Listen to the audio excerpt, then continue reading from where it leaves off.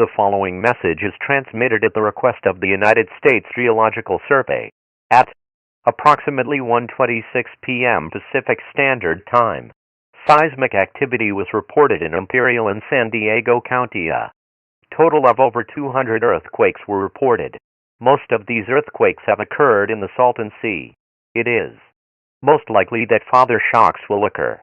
If you feel shaking, take the following precautions. Stay away from windows and heavy objects. Cover your hands around your head. If you are outside, stay away from large objects. Entries. When the shaking stops, evacuate your home or location.